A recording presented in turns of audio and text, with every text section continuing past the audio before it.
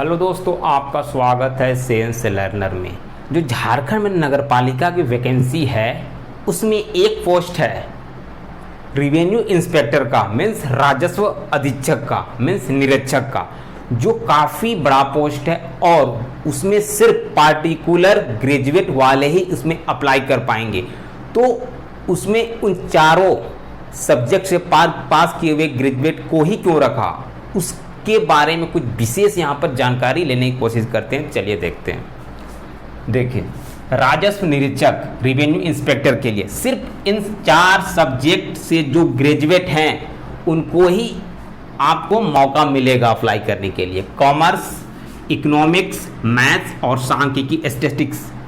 ठीक है, देखिए सबसे पहले एक चीज़ जान लीजिए कि फॉर्म भरना स्टार्ट होगा 30/5/2022 से शुरू हो जाएगी। ठीक है, और लास्ट डेट जो होगा 29/6/2022, मीन्स आपको प्रॉपर 1 मंथ आपको मिल रहा है फॉर्म भरने में। ठीक है, जो देखिए सबसे इंपॉर्टेंट चीज़ क्या है, इन चारों सब्जेक्ट को अगर आप कॉमर्स से ग्रेजुएट हैं तो आप इसके लिए अप्लाई कर सकते हैं। अगर आप इको से ग्रेजुएट हैं तो इसके लिए अप्लाई कर सकते हैं। मैथ से हैं तो भी आप अप्लाई कर सकते हैं। स्टैटिस्टिक्स से हैं, सांख्यिकी से हैं तो आप अप्लाई कर सकते हैं।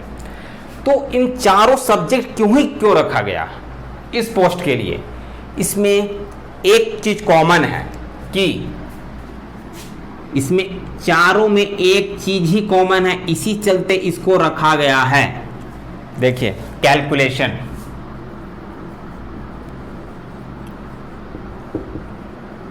कैलकुलेशन सबसे इंपॉर्टेंट चीज है, क्योंकि राजस्व निरीक्षक होता है, कहीं ना कहीं इसका काम होता है ऑडिट डिपार्टमेंट संभालना, और इसमें जो इनकम आ रहा है जा रहा है उसका इंस्पेक्शन यही इंस्पेक्टर करता है, और इसमें जो भी गड़बड़ी होता है उसका इंस्पेक्शन, उसका जांच यही इंस्पेक्टर द्वारा किया जाता है। तो ऐसे शख्स को चुना जाता है वो कहीं ना कहीं कैलकुलेशन में एक्सपर्ट हो। तो कैलकुलेशन में एक्सपर्ट कौन होता है? वो कहीं ना कहीं अगर कॉमर्स बैकग्राउंड से हो, मैथ बैकग्राउंड से हो, इकोनॉमिक्स बैकग्राउंड से हो और सांख्यिकी बैकग्राउंड से हो, इन सारे सब्जेक्ट को आप पढ़िएगा तो आपको एक चीज पता चलता है कि इनकम ऑफ सोर्स कहां से आ रहा है, कहां जा रहा है और उसका क्राइटेरिया क्या है। और कैलकुलेशन में ये स्टूडेंट काफ़ी अच्छे होते हैं। आप कॉमर्स का स्टूडेंट देखिए, क्योंकि इसमें अकाउंट की पढ़ाई होती है और अकाउंट में सबसे ज़्यादा ऑडिट की पढ़ाई होती है। तो अकाउंटिंग जो पढ़ता है वो स्टूडेंट हमेशा से ही कैलकुलेशन में बहुत अच्छा होता है। इकोनॉमिक्स में भी कुछ ऐसे पार्ट होते हैं और इकोनॉमिक्स का बेस तो वही है अर्थव्यवस्था से रिलेटेड, इनकम ऑफ सोर्स, सारे अर्थव्यवस्था का जड़ तो इकोनॉमिक्स होता है। इसी चलते इसमें इस पोस्ट के लिए इकोनॉमिक्स को चुना गया है। और मैथ को तो आप जानते हैं कैलकुलेशन का बाप है ना, फादर ऑफ कैलकुलेशन मैथ है, तो मैथ्स को नजरअंदाज नहीं किया जा सकता था। और सांख्यिकी में काफ़ी अच्छी कैलकुलेशन आपको डीआई सब आपको देखने को मिलेंगे इसमें। ठीक है, बार ग्राफ सब देखने को मिलते हैं। ठीक है, तो इस चलते इस पोस्ट के लिए इन चारों सब्जेक्ट को ही पूछा गया। आपको इंग्लिश वाले को इसमें एक्सक्लूड कर दिया गया, हटा दिया गया। आप पॉलिटिकल साइंस वाले को हटाया, हिस्ट्री वाले को नहीं रखा गया है, क्योंकि उन लोगों के पास इतना कैलकुलेशन का पावर नहीं होता, सिर्फ इन्हीं लोगों के पास ज़्यादा होता है। अगर कोई बंदा कर सकता है, अगर कोई कॉम्पिटिटिव एग्जामिनेशन की प्रिपरेशन कर रहा है तो वो सीख लेगा, लेकिन इसमें वैलिड डिग्री मांगा है। डिग्री आपके पास होगा तो ही अप्लाई इसमें कर सकते हैं। ठीक है, तो कैलकुलेशन मोस्ट इंपॉर्टेंट इस पोस्ट के लिए।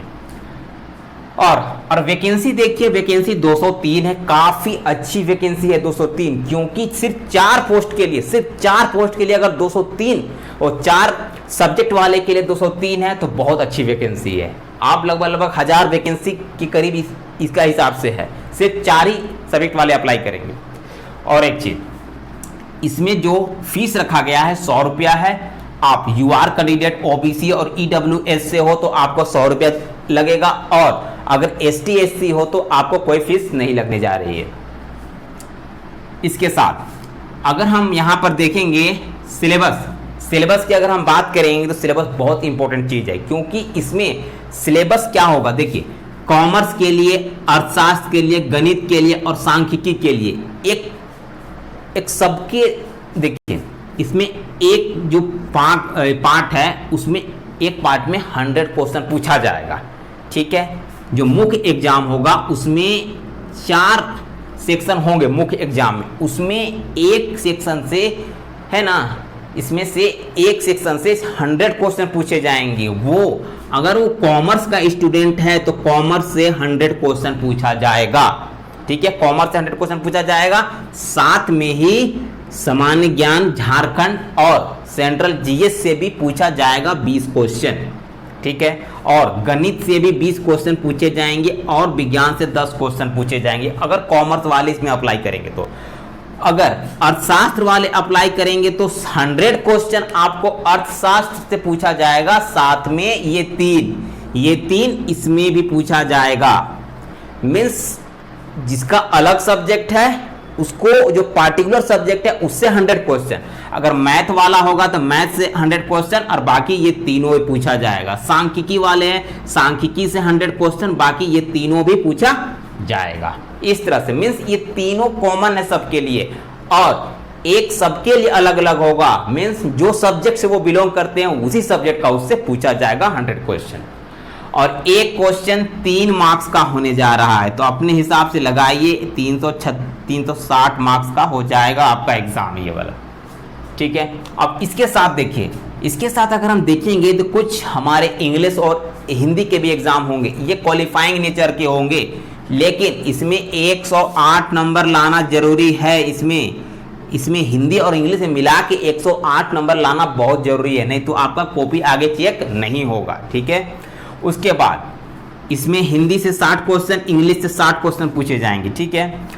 और क्षेत्रीय भाषा से 100 क्वेश्चन पूछे जाएंगे, वो 300 नंबर का होगा, और मिनिमम 90 मार्क्स इसमें लाना ही लाना है, ठीक है। 90 से कम आप नहीं ला सकते, अगर 90 से कम लाते हो तो आप फेल में कंसीडर हो जाओगे। तो 90 मार्क्स लाना है, और इसमें 11 लैंग्वेज है, ठीक है। मैंने एक वीडियो बनाया, उसमें आप जाकर चेक कर सकते हैं, पूरा डिटेल में आप उसे देख सकते हैं, ठीक है। उसके बाद देखिए, सबसे पहले क्या है, पे स्केल। एक चीज देखिए, पे स्केल कितना है, 25,500 से 81,100 के बीच में आपको पे स्केल मिलेगा। मतलब इन दोनों के बीच में आपको सैलरी मिलने जा रही है। मीन 60 से 65,000 के रुपया के बीच में आपको सैलरी मिल जाएगी, ठीक है। इसके बाद देखिए कट ऑफ एज, देखिए बहुत सारे ऐसे स्टूडेंट होंगे जिनका एज क्रॉस कर जा रहा होगा। एज क्रॉस कर जाने की वजह से बहुत सारे स्टूडेंट एग्जाम नहीं दे पाएंगे इस एग्जाम को। तो इसमें गवर्नमेंट ने 1 साल का छूट आपको दिया है, 1 साल का। अभी क्या चल रहा है, अभी चल रहा है मई 2022 चल रहा है, लेकिन यहाँ पर कट ऑफ डेट जो बोला है पिछले साल से। मीन्स अभी जब एग्जाम आप फॉर्म भर रहे हो ना, तो समझिए वो 2021 इसको मान रहा है। क्या मान रहा है, 2021। अगर आप जनरल का स्टूडेंट हो, जनरल का 35 साल है फॉर्म भरना, ठीक है, 35 साल है। अगर अभी आपका 35 साल हो गया है, अभी 2022 में 35 साल हो गया है, लेकिन आपको ये 34 साल ही कंसीडर करेगा, क्योंकि 2021 से मान रहा है। मीन्स 1 साल का आपको सबको छूट दे रहा है, ठीक है। जिसका 35 साल हो गया मतलब वो 34 साल, क्योंकि आपको 2021 कट ऑफ डेट रखा है। मीन्स 2021 से ही आपका फॉर्म फिलिंग ये कहलाएगा, ठीक है। तो आप समझिए आपको 1 साल का छूट दे रहा है, ठीक है। तो ये छोटा सा वीडियो था जो राजस्व निरीक्षक के बारे में बताया, और इससे रिलेटेड मैंने एक वीडियो और डाला है, उसे भी आप देख सकते हैं। साथ में नगर पालिका का नोटिफिकेशन, सिलेबस, सारा डिटेल डिस्कशन मैंने किया है, आप उसे देख सकते हैं। काफ़ी अच्छा वीडियो उसमें है, और इसके साथ ही ये वीडियो आपको डेफिनेटली अच्छा लगेगा, तो अब इसे लाइक कीजिएगा चैनल को। Thank you.